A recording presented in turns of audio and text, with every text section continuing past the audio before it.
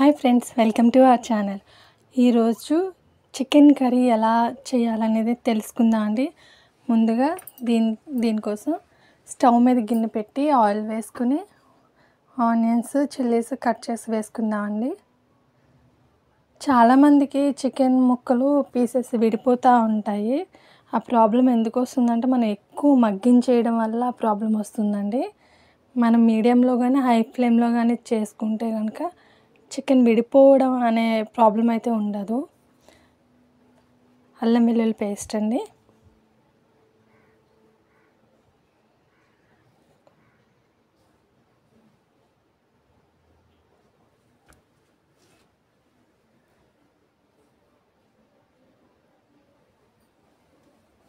Onions brown colours వచ్చేసిన తర్వాత chicken వేసుకుందాం.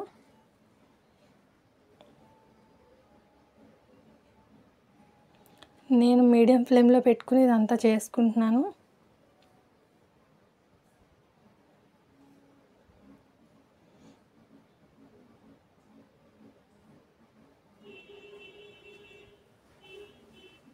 చికెన్ కొంచెం మగ్గిపోయిన తర్వాత కొంచెం పసుపు,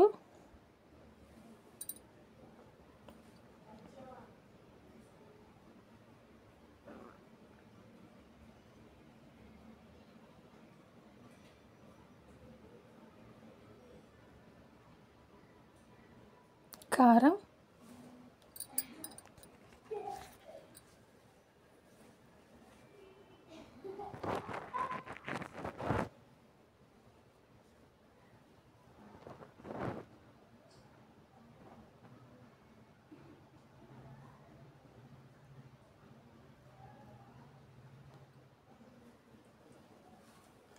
తగినంత వాటర్ పోసుకుందాం అండి.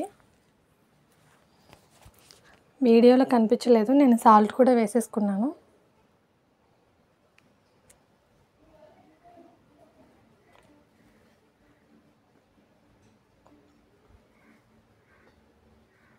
నేను ఇది మసాలా పేస్ట్ అన్నీ కలిపి నేను మసాలా పేస్ట్ చేసుకున్నానండి.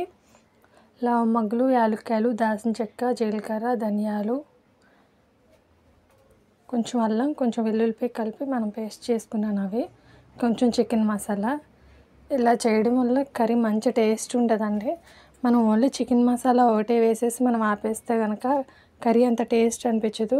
ఇది నేను ఓన్గా మసాలా ప్రిపేర్ చేసి వేసుకున్నాను.